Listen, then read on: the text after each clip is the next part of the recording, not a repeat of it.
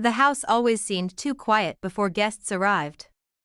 I moved through the rooms methodically, as if preparing for a visit from someone important, though I wasn't sure who he was now, not really.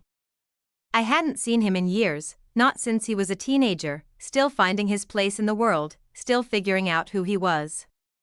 Now, I was told he was a man, older, changed, but I remembered the way he used to look at me. Not like a child looks at an adult, but like someone trying to understand something forbidden. I cleaned the guest room 3 times that day, not because it was dirty, but because I couldn't sit still. I ran my fingers across the edge of the shelf where he used to place his backpack when visiting for summer holidays. The scent of fresh linen filled the air, new sheets, new beginnings maybe. I chose a mug for him in the kitchen cabinet, an old one with a faded green rim. I didn't even realize it was his favorite until I was already placing it on the table. When he arrived, the moment stretched. My husband, John, opened the door, and for a second, I stood behind him, hidden by the shadow of the hallway. Then I stepped forward. He was taller, broader, more restrained in his movements. His eyes had the same color, but there was something sharper now, something observant. He hugged me politely, said, "You look good," and I smiled, saying something vague in return. But there was a pause. The kind of pause that holds something unspoken between two people who know they've crossed some invisible line before even saying hello. Dinner was a theater. My husband recited the same stories he always did. I listened, nodding at the right moments, pretending to laugh when expected, but across the table, I could feel his eyes on me, not staring, just aware. My fork trembled once when I brought it to my mouth. I told myself it was the wine. Later that evening, while they were both watching some old film in the living room, I retreated to the bathroom. I stood in front of the mirror longer than usual. The lighting wasn't flattering, but I studied my face with a kind of detached curiosity, the faint lines around my eyes, the softness that age brings. Not in a bad way, just different. My hands brushed against the curve of my neck, my collarbone. I wasn't looking for beauty. I was searching for something I hadn't felt in years, hunger, pulse, a spark. I went to bed early, citing a headache. The truth was, I couldn't sit next to both of them on that couch another minute. The contrast between them, the one I had and the one I couldn't even allow myself to imagine, was starting to feel too loud, even in silence. Lying in bed, I thought about how many years had passed without me really noticing the shape of my own body under the sheets. It wasn't that my husband wasn't kind. He was. But kindness is not desire. Comfort is not fire. And I had long stopped expecting anything beyond a goodnight kiss and the rhythmic breathing beside me. The next morning, I woke up earlier than usual. I spent more time choosing my clothes, not to impress, I told myself, just to feel something shift. I picked a blouse I hadn't worn in years, the fabric slightly sheer under the light. I wore perfume. Not much, just enough to feel its presence. When I entered the kitchen, he was already there, barefoot, drinking coffee. The morning light filtered through the window, casting a golden halo on the wooden floor. He looked at me, then at the mug in his hand, the one I had picked, and smiled slightly. My husband walked in seconds later, breaking the moment. We talked about errands, weather, weekend plans, but my mind was elsewhere, collecting fragments. The curve of his forearm as he reached for a spoon, the way his voice dropped when he said good morning, the faint stubble on his chin that hadn't been there when he was just a boy. All day, I moved around the house as if trying to escape the proximity, but I couldn't stop listening for his footsteps, watching for his reflection in windows. I thought maybe it was just nostalgia, some distorted echo of the past. But nostalgia doesn't make your stomach clench. It doesn't make your breath hitch when someone brushes past you in the hallway. That night, I couldn't sleep. I walked barefoot to the kitchen, craving water, clarity, anything. He was there again, shirtless, half turned toward the open fridge. He looked at me, eyes catching mine in the dark, and something passed between us. Not a word, just heat. I turned and left without a sound. Back in bed, I pressed my hand to my chest. My skin was warm, my pulse a quiet riot. I closed my eyes and let the silence carry me forward, not into sleep, but into a strange, quiet longing I hadn't felt in decades, a longing that scared me more than anything I'd ever admitted to myself. And I knew even then, that this was just the beginning. I couldn't wake up properly that morning. My body knew it was time to rise, but my mind refused to follow. My head throbbed as if the night hadn't been spent sleeping, but wandering through some inner storm. I lay still for a while, staring at the ceiling, waiting for something to shift. The house was quiet. My husband had already left. He always did, slipping out early, immersed in his own world. We had fallen into separate rhythms long ago, not out of conflict, but out of quiet resignation. I padded down the stairs barefoot, moving slowly. The air in the kitchen was cool, the windows slightly open. On the table was a folded newspaper and a note from my husband. Gone for a couple of days. Conference extended. Lunch is in the fridge. It was typical, predictable. I had no anger toward him. He wasn't cruel or distant. He was simply absent in ways that mattered more than either of us admitted. I poured myself coffee, the bitter scent grounding me, and just as I turned, he walked in, still drowsy, wearing a t-shirt and loose sweatpants. His hair was tousled, face unshaven. There was something almost intimate in how unguarded he looked, too vivid for this house, too alive. "Good morning," he said, squinting slightly in the sunlight. I nodded, trying to keep my face neutral, but the way he looked at me felt like something brushing across bare skin. Not overt, not inappropriate, just charged. I wasn't sure if he was playing a game or if I was simply imagining it, an aging woman craving attention. But then why had I chosen this particular bra that morning? Why had I stood in front of the mirror and run a fingertip down my waist?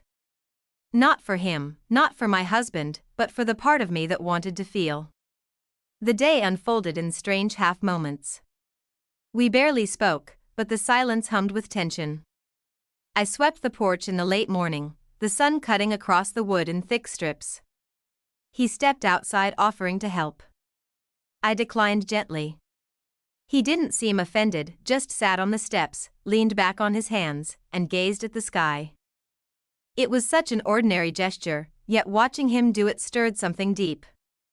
The shape of his arms, the slope of his chest under the cotton, details that had no business taking up space in my mind, and yet there they were. I told myself I was imagining things, that this wasn't real, couldn't be. But denial does little when your body is already reacting before your mind has had a chance to protest. That evening, I opened a bottle of red wine, a bold, dry vintage we'd kept for years for no particular reason, the kind of bottle meant to celebrate a day that didn't yet exist. Somehow this day felt like it qualified. "Would you like a glass?" I asked, voice steady. He nodded. We stepped onto the porch again. The light outside was softening into gold. I put on quiet music, something old, something with no words, just piano that seemed to float around us like breath. We talked, but not much. Weather, the city, people who had long since disappeared from our lives. But the pauses between words were heavy with unspoken things. He listened to me in a way I hadn't experienced in years, not with politeness. With presence. His silence held me, steadied me, and undid me all at once. When I stood to leave, he stood too close, closer than comfort should have allowed. I didn't step back. His hand brushed mine, not accidentally, lightly, as if waiting for rejection. I didn't move. We looked at each other, not with shock or fear, but with the quiet devastation of people who had crossed a threshold. Then he kissed me. It wasn't hurried or desperate. It was deliberate, gentle, a kiss that asked a question I couldn't answer but didn't want to deny.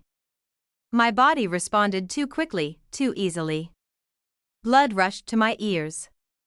My skin lit up, raw with sensitivity. I had not been kissed like that in years. Not like a wife, not like an obligation, but like a secret. I pulled away first, Not out of guilt, not even shame, just instinct. I went inside, my legs unsure, my breath unsteady.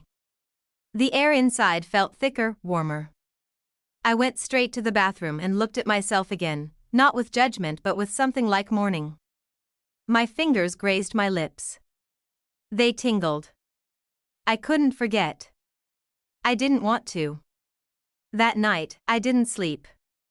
I lay in bed, eyes open, staring into the darkness while my skin buzzed with memory. I didn't think of my husband, not because I didn't love him, but because at that moment, there was someone else in this house who had made me feel more like myself in 2 days than I had in years. This wasn't confusion. This wasn't an accident. I knew it was a beginning, and beginnings, I'd learned, are rarely innocent. The morning began with a silence that felt heavier than usual, like the air itself had thickened overnight. I stayed in bed longer than I typically would, listening to the distant sounds of the house, the hum of the refrigerator, the muffled steps from the floor below, and occasionally, the low thud of a cabinet closing. The world continued, but something in me had paused. The memory of his lips on mine still burned faintly beneath my skin. It wasn't the kind of kiss that left a mark, but the kind that lingered in the nerves, in the creases of the memory, replaying at inconvenient times. I had woken up in the middle of the night more than once, the touch of that moment echoing like a whisper I couldn't silence. By the time I came downstairs, the atmosphere had already settled into something strangely polite. He was at the table sipping coffee, reading his phone with a kind of practiced calm that made me question everything. Did it mean less to him? Or was he, like me, pretending that nothing had happened simply because we didn't know what else to do? I made tea. My movements mechanical, hyper-aware of the fabric of my robe brushing against my legs, of the sound of water boiling, of the pulse in my throat. Every part of my body seemed louder somehow, more awake. I didn't say anything to him. I couldn't, not in that moment. The illusion of peace didn't last long. Around mid-morning, my husband called. He had a suggestion, one of those spontaneous ideas he considered romantic.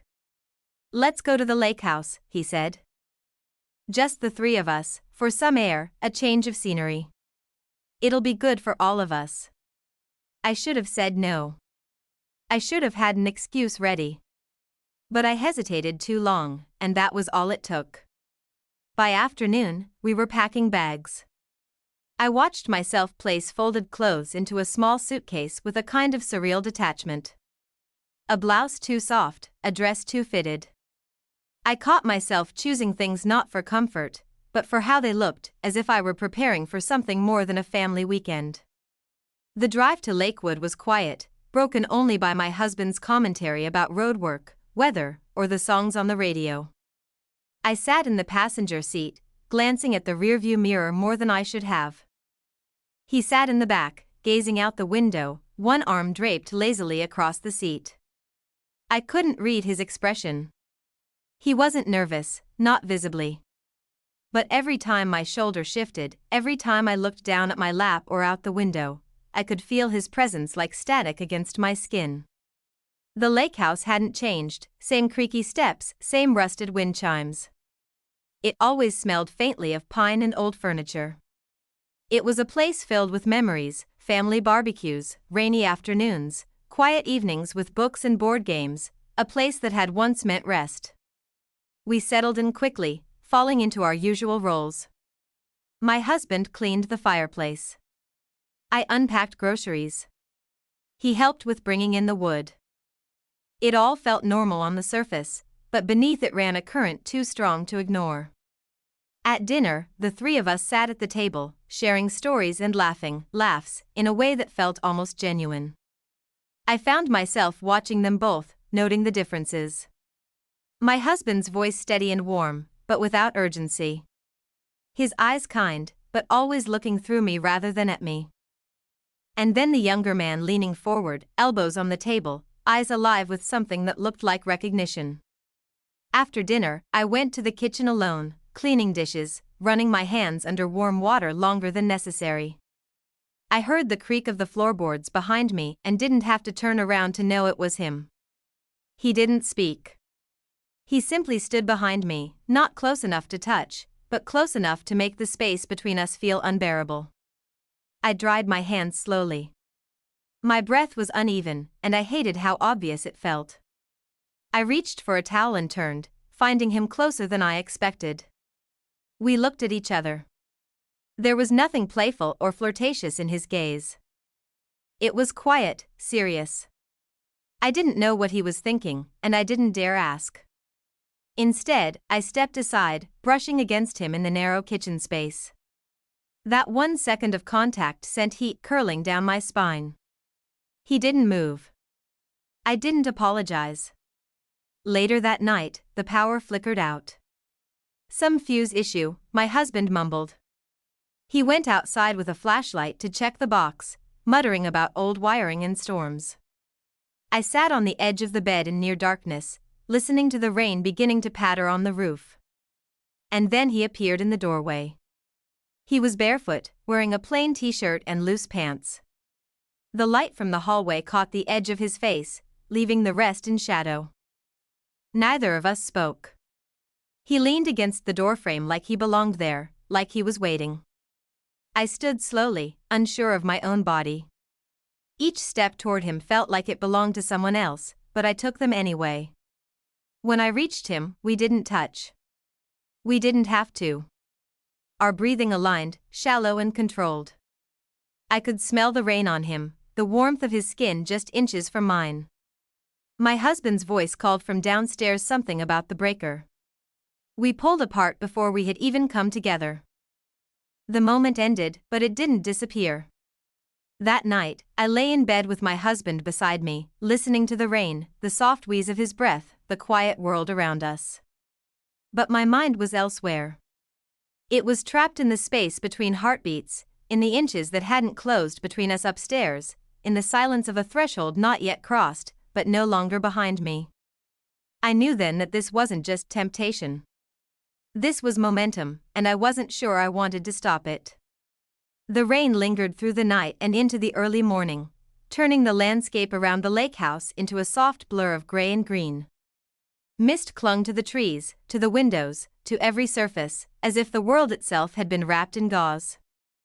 I stood barefoot by the kitchen sink, fingers wrapped around a cup of black coffee, watching droplets slide slowly down the glass. Each one followed its own path, hesitant, uncertain, like me. I had risen before either of them, unable to sleep in the same bed I had shared for years without feeling suffocated. It wasn't my husband's fault. He hadn't done anything wrong, but maybe that was the problem. He hadn't done anything at all. I lay beside him the night before, listening to the steady rhythm of his breath, the faint whistle in his nose that had once irritated me and now only deepened the quiet loneliness. His body had been warm, his hand accidentally brushing mine in the dark. And still I felt cold. I turned away from him and waited for sleep like one waits for forgiveness, hoping but not expecting it to come. When I heard the floor creak upstairs, I didn't move. A familiar pattern of footsteps, slower, heavier than usual, told me it was him. He didn't enter the kitchen, not right away. I could sense him nearby, though, lingering, respecting the distance I didn't ask for, yet somehow hoping I'd cross it myself, and I wanted to. The part of me that had been dormant for years now stirred constantly. It made me aware of everything, of how my shirt clung to my skin in the humidity, of how the elastic of my underwear pressed just a little too tightly at the waist, of how the curve of my back felt when I arched to reach something high on the shelf. It wasn't vanity. It was reawakening. After breakfast, my husband suggested the usual: repairs, chores, busy work. He was always moving, always fixing, always maintaining the appearance of function, as if a clean gutter or organized toolbox could hold a marriage together. I agreed out of habit, out of guilt, out of some ingrained sense of duty that no longer felt noble. But when the suggestion came from the younger one that we drive to Riverside to pick up new paint for the back porch, I didn't hesitate. "It'll be faster with 2 people," he said, not looking at me, but at the weathered railing outside. "And you know how he gets lost in the hardware store." My husband chuckled, waved us off. "Go ahead." Take the SUV. The drive into Riverside was wrapped in a kind of silence that wasn't empty. It was full, dense with unsaid things. The occasional sentence floated between us, comments on the trees, on the state of the road, on the music that played low from the radio, but none of it mattered.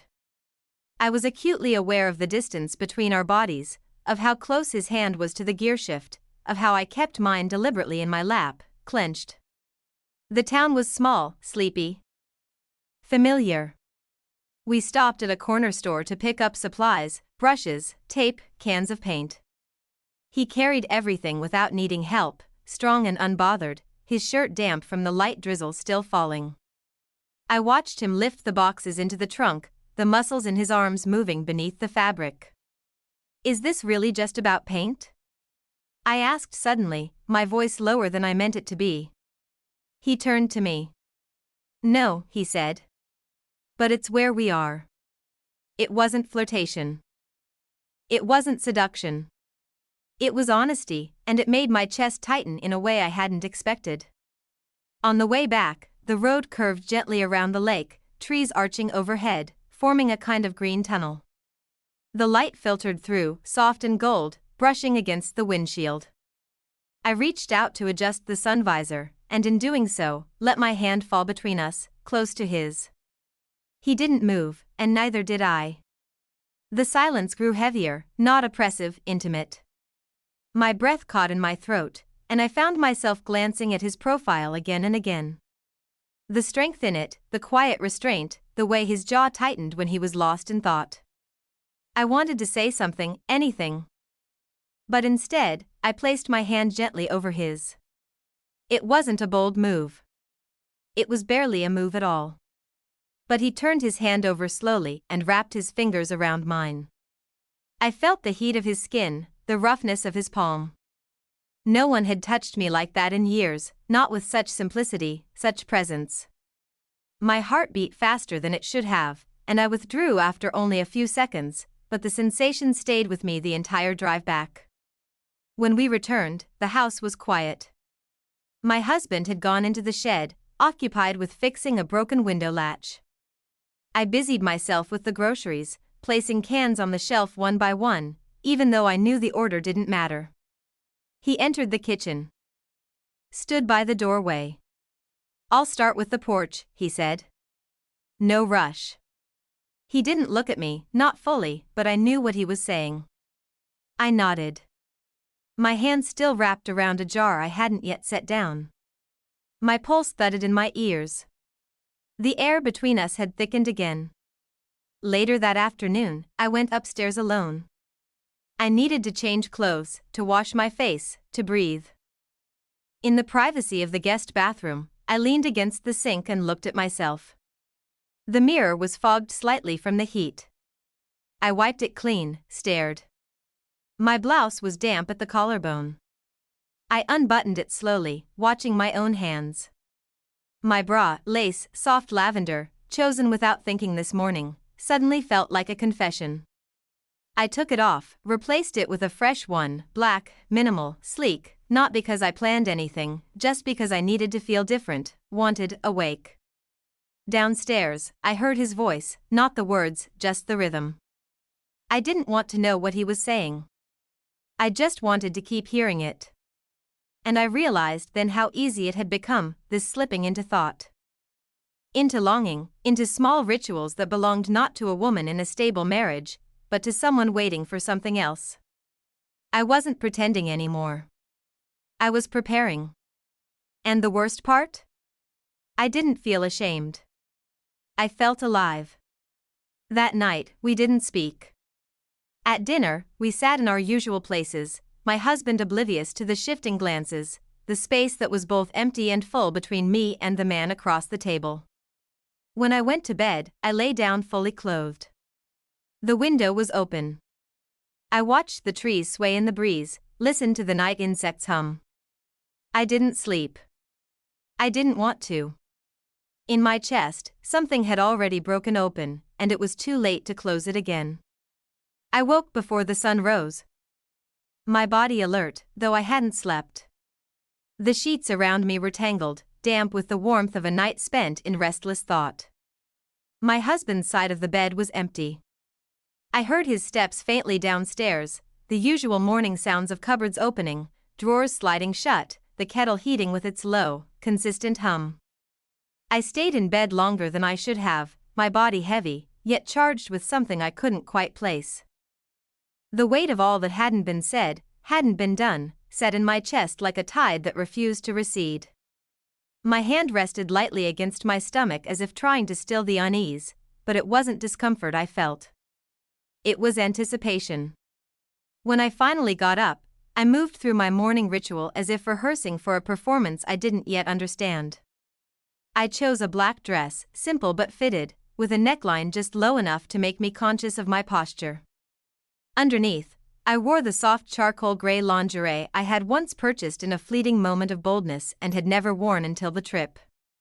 The fabric clung to my skin in a way that made me feel grounded, alert to every breath. Every movement. Breakfast was quiet. My husband sat at the table reading his emails, a half-empty mug in his hand.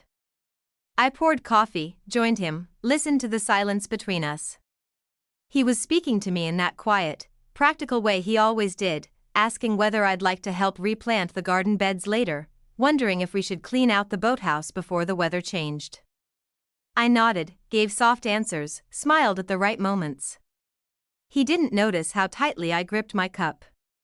By late morning, he left to visit the neighbors across the lake, old friends who always welcomed him for long conversations about politics and weather and repairs. He asked if I wanted to come. I declined gently. "Take the afternoon," he said. "Rest a bit." And then for the first time in days, the house was still. I stood in the living room for a while, staring at nothing in particular. The shadows had shifted since we'd arrived. The light through the windows looked different now, softer, more golden, like it held a secret. I felt the heat from the sun on my arms, through the fabric of my dress, and I let it soak into my skin like permission. He found me outside. I heard the soft creak of the back screen door, the hush of his footsteps on the grass. I didn't turn around. I was sitting on the low stone wall that edged the garden, hands resting on my knees, eyes on the water. It glimmered in the distance, small waves catching the light like a pulse. He came closer, but still didn't speak. I knew without looking that he was watching me. Not in the way a man watches a woman he desires, but in the way someone sees something they can't stop feeling. "Are you okay?" he asked quietly. I turned to him. There was no defense left in me. "No," I said. It was the simplest truth I'd allowed myself to say in years. He sat beside me, not touching, not pushing, just there. The nearness of him was unbearable in its gentleness. My fingers were cold against my lap despite the heat of the sun. "I didn't want this," I said, though even as I said it, I wasn't sure what this meant anymore. He didn't reply, but his silence wasn't absence. It was presence. It was listening. I turned to him. Our faces were too close now for words. There was no polite retreat, no safe distance, just us, suspended between the past and the inevitable. And then we kissed. It wasn't soft. It wasn't hesitant like the first time. It was a surrender, breathless and immediate. Fueled by days of restraint and quiet ache. My hands moved instinctively to his shoulders, his to my waist. His fingers curled into the fabric of my dress, and I felt the shiver that ran through him mirrored in my own body. We kissed like people who had already made their decision, even if they didn't understand it yet. But when it ended, we didn't move. We stayed close, foreheads nearly touching, eyes closed. The wind moved through the trees above us, carrying birdsong and the scent of damp pine. I thought I would feel guilt, shame, but what I felt instead was clarity. Not happiness, not relief, just the sharp, cutting awareness that everything was going to change now, and that I had wanted it to. We went back inside without speaking. I didn't need to ask him how he felt. I already knew. His silence was no longer a mystery. It was an answer. I spent the rest of the afternoon in a strange calm, moving through the rooms of the house as if they belonged to someone else. I opened drawers I hadn't touched in years, smoothed the blankets on the guest bed, rearranged a vase of wildflowers by the window. Every movement felt like an offering, both to the life I'd had and the one I was already losing. When my husband returned later, he was cheerful. He spoke about the neighbor's new puppy, the wine they'd opened, the story someone told about a sailboat getting stuck in the weeds. He didn't notice the tension in my shoulders, the way I avoided his touch when he reached out to brush my hair from my face. He kissed my cheek before going upstairs to shower. I stood in the hallway alone, one hand against the wall, my heart thudding like a secret begging to be confessed. That night, he planned a surprise dinner. He cooked, rare for him, setting the table with candles and using the linen napkins we kept in a drawer for holidays. He was trying. I saw that. Maybe he'd sensed something. Maybe he was simply trying to recapture something we'd both let go of long ago. The dinner was quiet, kind, gentle, and utterly devastating, because I knew with a kind of aching certainty that I didn't want to be touched by him that night or perhaps ever again. Not because he had failed me, but because someone else had reached me in a place I didn't know was still alive. After he fell asleep, I slipped out of bed and stood by the window. Outside, the lake shimmered under a sliver of moon. I stood there in silence, my arms wrapped around my body, dressed in the lingerie I hadn't taken off all day. I didn't cry. I didn't move. I simply watched the reflection of the stars ripple in the dark water, wondering how something so still could feel so dangerous. I woke late the next morning, my body reluctant to move, as if it knew that crossing the line into consciousness meant returning to the weight of choices I hadn't yet named out loud. The air in the room was stale from the closed windows. I sat up slowly, running my hands down my thighs, grounding myself in the present. But my mind remained elsewhere, trapped between yesterday's kiss and the silence that followed it. The house was quiet again. My husband's absence barely registered anymore. He often left early, wandering off to his small projects, to his toolbox and weekend lists that had become his way of filling the spaces I no longer occupied. I pulled on a long cardigan over my nightgown and descended the stairs, hearing the distant hum of a radio playing from the shed. He was outside. I wouldn't have to face him, at least not yet. The kitchen smelled of last night's wine, faint traces of garlic, lemon, and melted wax. He had tried. The table was still set, one plate unwashed, a crumpled napkin where I had clenched it during his story about his friend's retirement party. I had smiled. I had nodded. I had even laughed once, the sound escaping my throat like something foreign and unfamiliar. He hadn't noticed the way I had pulled my hand back when his brushed against mine, or maybe he had noticed and chosen to ignore it. I made tea instead of coffee, something softer, something without bitterness. I sat by the window in the back room, the one that overlooked the trees lining the path to the water. It was warmer that day, the air shifting with the promise of summer. The leaves outside moved lazily in the breeze, their shadows playing against the floor in quiet, irregular rhythms. I hadn't seen him yet, the one whose silence had begun to speak louder than anything I'd heard in years. I told myself it was good, that we both needed time to breathe, to let the gravity of what had passed settle somewhere manageable. But the truth was, the waiting felt like drowning. I needed to see him, not to speak, not even to touch, just to know he hadn't vanished from the world we had created together in that stolen, irreversible moment.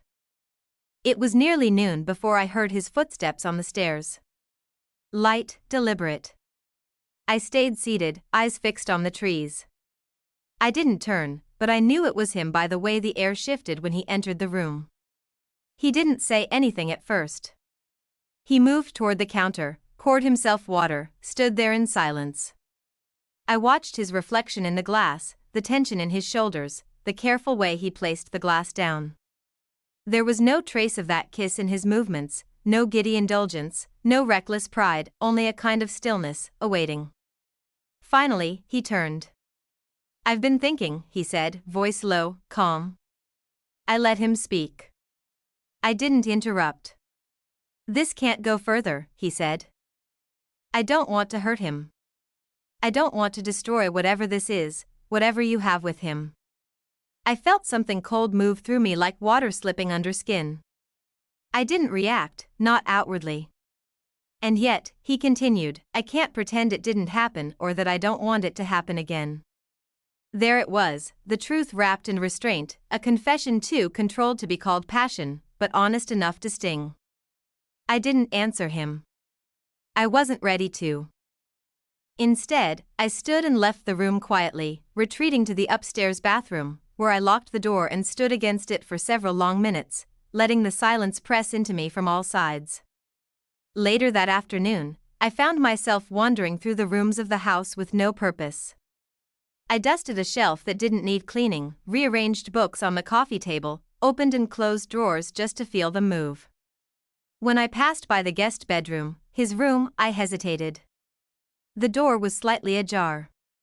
Inside, the bed was made, the window cracked open, the curtain lifting gently with each breeze. I stepped in slowly, drawn by something I didn't yet understand. There was a jacket on the chair near the closet. I ran my fingers across the fabric, the scent of him rising faintly, wood, soap, something else I couldn't name. Not cologne, just skin and time. I sat on the edge of the bed, hands folded tightly in my lap, and stared at the floor. I didn't cry. I didn't even feel the urge, but there was a kind of hollowness in my chest like something had been scooped out and hadn't yet grown back. That night, we all had dinner together again. My husband was in high spirits. He spoke of extending the trip another few days, of finishing the deck, of inviting old friends to visit for the weekend. I smiled when appropriate, passed him the bread, asked about the forecast. I played the role I'd rehearsed for years. But with every movement, I felt farther from myself. He, across the table, avoided my gaze. Not coldly, not with anger, but with an effort that pained me more than any rejection. We were building something in those silences, not distance, but danger. Every look we didn't allow ourselves, every word we didn't say, it all added weight to the unspeakable. The longer we avoided it, the louder it became. That night as I undressed for bed, I caught my reflection in the mirror, the same lingerie from the day before. It clung to my skin with memory, not with desire. I peeled it off carefully, slowly, as if undressing a version of myself that no longer fit. I put on an old cotton nightgown, something soft, something safe. My husband was already asleep when I slipped into bed. I turned off the lamp and lay on my side, eyes open, watching the darkness shift and settle around me. He reached out in his sleep, his hand brushing my hip. I didn't flinch. I didn't respond, but I didn't move closer either. Outside, the night was warm, the trees rustling with secrets they had no choice but to carry. And in my chest, something quiet began to ache. Not from loss, but from the slow understanding that I couldn't keep pretending to live a life that no longer felt like mine. I had grown too accustomed to this silence, the kind that stretches between people who once knew each other's rhythms, now walking through the same rooms like ghosts. But that morning, it felt different, heavier, as if the air had thickened overnight, and I was the only one who noticed.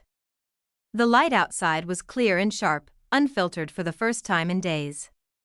I opened the window in the bedroom and stood there, letting the air wash over my skin, but it didn't soothe me. It only reminded me that I was still here, still in the middle of a story that had moved beyond my control. Downstairs, my husband was humming, a rare thing. His voice was low, tuneless, but content. I listened to the rhythm of his steps. To the sound of a pan scraping gently on the stove, the metallic ring of a fork against a bowl. The domesticity of it should have been comforting. It wasn't. When I entered the kitchen, he turned to me with a smile. "Look what I found," he said, holding up a silver lighter. "It's not mine. Found it in the back seat of the car when I was moving the fishing gear." I felt it before I thought it, an almost imperceptible shift in my chest.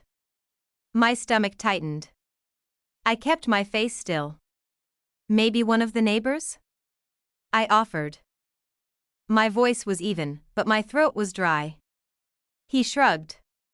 Could be. He set it down on the counter and didn't mention it again. But I knew that look, the way his eyes lingered just a second too long, the way he turned away quickly, pretending the subject no longer mattered. It was the way people catalog things they aren't ready to confront. I had done it too many times myself not to recognize it. He left after breakfast, saying he'd be gone most of the day. Repairs at the dock, maybe lunch with someone in town. I kissed his cheek out of habit. My lips barely touched his skin, and then, I was alone. I didn't know where the younger man had gone. His room was empty. No signs of him in the shed or by the lake or near the path we sometimes walked. His absence struck deeper than it should have. It felt intentional, protective. I didn't blame him. I wasn't even sure what I would say if I saw him again. The words were beginning to lose meaning, replaced by glances, hesitations, and the subtle choreography of avoidance. I wandered the house aimlessly. My body moved, but my thoughts stayed locked in that single image, the lighter on the counter, my husband's hand holding it, the pause between his words. By late afternoon, I heard the front door open. I didn't move. I stayed seated in the sunroom, surrounded by the fading scent of cut flowers and the soft creak of the wicker chair beneath me. He entered quietly. No greeting, just presence. I turned my head slightly, enough to acknowledge him. He stood by the doorframe as if uncertain whether he was welcome. I had to go, he said simply. I nodded, not looking at him fully. I know. He stepped into the room, the floorboards creaking beneath his feet. The air between us was tense, stretched thin by all that hadn't been said.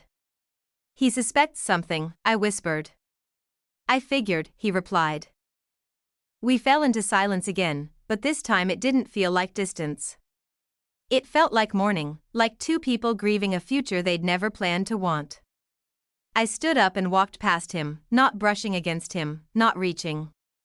I didn't dare. I went upstairs and closed the door softly behind me. I sat at the edge of the bed, staring at my hands. They looked older in this light, veins more visible, skin thinner. But they had touched things in recent days that made them feel young again, hungry. I should have packed, should have planned, should have made a decision. But instead, I opened the drawer of the nightstand and pulled out a pen and paper. Not to write a letter, not yet. Just to hold the weight of what it meant to make marks on a page when your own life was starting to blur. I didn't hear him come upstairs.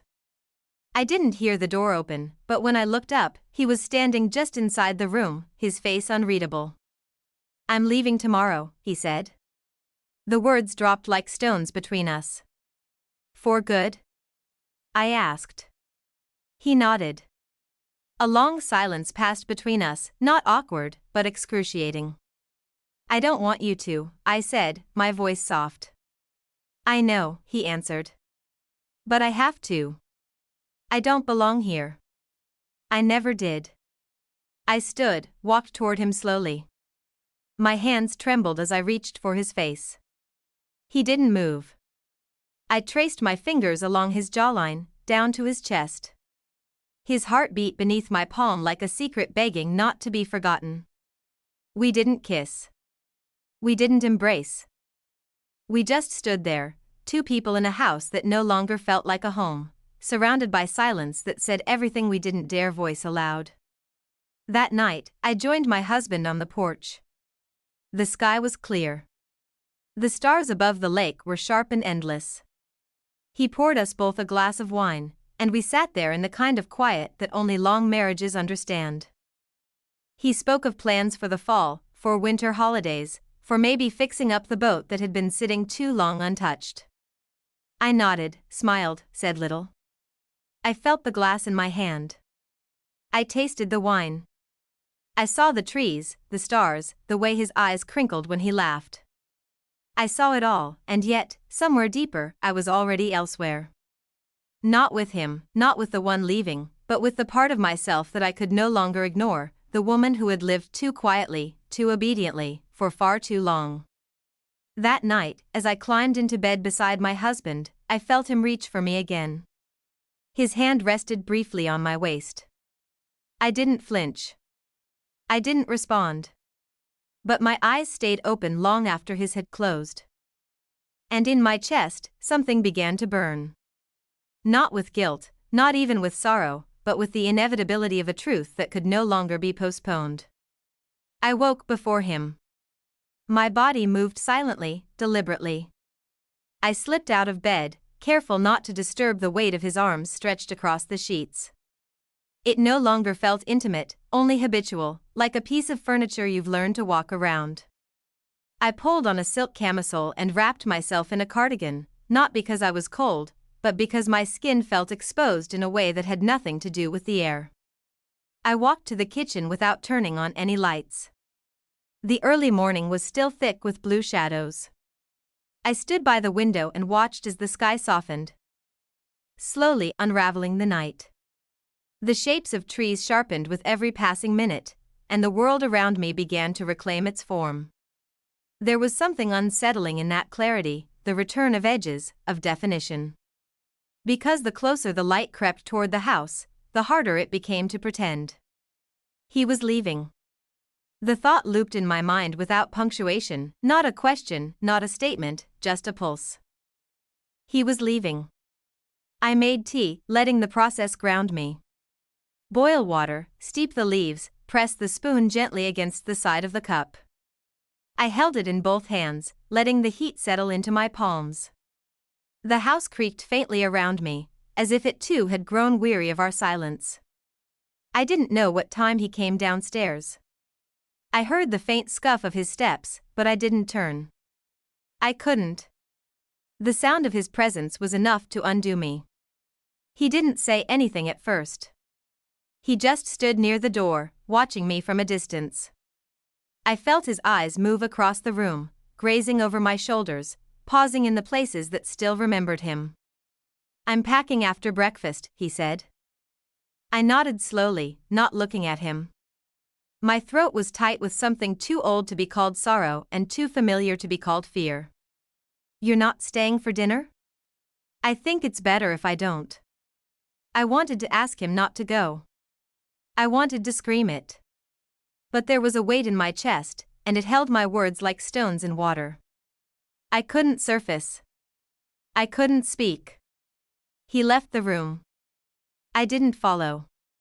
Later, I heard the sound of drawers opening, a suitcase being zipped, the thud of something dropped and retrieved. I imagined him folding his clothes carefully, the way he always did. I imagined his fingers brushing the edge of the nightstand, maybe lingering for a second, maybe not at all. I wondered if he'd take everything or leave something behind, a toothbrush, a sock, a scent. By late morning, I finally walked upstairs. My feet moved without permission. The door to his room was open. Sunlight filtered through the curtains, laying stripes of gold across the bed. His bag stood by the wall, closed. He was sitting on the edge of the bed, staring at the floor. When he looked up, his eyes were tired but steady. "I don't want to go," he said quietly. "I know," I answered. My voice barely made it past my lips.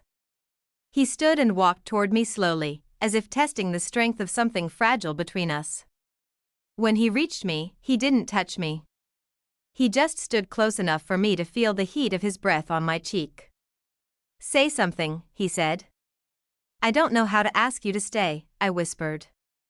He looked down. I felt the shift in his body, that quiet collapse that happens when someone gives up a fight they never wanted to win. "I'll think about you," he said. "That's not a promise. It's a fact." And then he kissed me. It was different this time, not desperate or urgent, but unbearably slow, like a memory being created in real time. Already slipping away as it formed.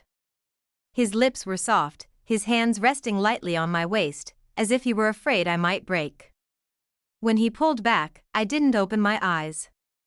I wanted to remember him like that, close, present, undone.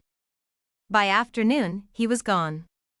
No goodbye to my husband, no explanations, just the quiet sound of the car engine, the crunch of gravel, and then nothing. I didn't cry. I sat in the hallway near the front door, staring at the space where he had stood hours before. My husband returned a few minutes later with groceries, calling my name from the kitchen. I answered automatically, stood, took the bags from his hands, commented on the tomatoes being too soft. I smiled at the right moments. I did everything I was supposed to. That evening, we sat by the fireplace. The wine was open, the logs crackling. He reached for my hand, and I let him hold it. His thumb moved slowly across my knuckles, and I felt the weight of years, of birthdays, holidays, quiet dinners, and aging routines. But I also felt the absence, not just of the man who had left, but of myself, of the woman I had been for a moment, in secret, the woman who had breathed without apology. I went to bed early. He stayed downstairs to finish his book. I stood in front of the mirror in the bathroom, slowly unpinning my hair, watching the strands fall over my shoulders. My reflection looked back at me like a question I didn't know how to answer. In the drawer, I found the lavender lingerie I hadn't worn since the early days of the trip. I ran my fingers across the lace and then closed the drawer again. I climbed into bed and stared at the ceiling. The house was quiet. My husband turned the page of his book downstairs. And somewhere far away, a car moved down an empty road, carrying with it a part of me I had only just begun to recognize. The morning after his departure felt like any other. There was toast on the table, coffee in the pot, the same creak of floorboards underfoot, the same wind brushing through the trees outside the window. My husband sat across from me, reading the newspaper with a slight furrow in his brow, murmuring something about politics or weather or the neighbor's broken fence. I nodded in all the right places. I even smiled once. But the quiet inside me was not the same as before. It wasn't the silence of waiting anymore. It was the silence of after. I watched the steam curl up from my cup and fade into nothing. It reminded me of him, how something could exist so intensely and then disappear without a trace. Not physically. He had left behind a toothbrush, a pair of socks, a book with a folded page. But the presence, the electricity, the weight of being seen, that had vanished. Or perhaps I had hidden it, buried it deep enough to keep functioning, to move forward without visibly unraveling. I didn't speak much that day. My husband noticed, but not in the way that mattered. He asked if I was tired, if I needed anything. I said no. I said I was fine, and he accepted it, the way he accepted most things, as though small discomforts were natural parts of aging. But it wasn't tiredness that kept me quiet. It was the realization that I had lived two lives in parallel, and one of them had just ended without ceremony. I went about my tasks like a woman completing a ritual. I folded laundry, arranged the dishes in the cabinet, swept the porch. I even repotted a dying plant on the windowsill. Every action was measured, purposeful, as though maintaining the rhythm of domestic life could somehow keep the past from bleeding into the present. But it did bleed. Not in obvious ways, not in weeping or confession. It bled in the way my eyes lingered on the empty chair he used to sit in the way I paused at the bottom of the staircase, listening for footsteps that would never come. It bled in the choice of underwear I wore under my jeans, in the way I touched my own wrist absent-mindedly, remembering how his fingers had rested there. In the late afternoon, I found myself in his room. The window was still cracked open, the curtains fluttering slightly in the breeze. The bed was made.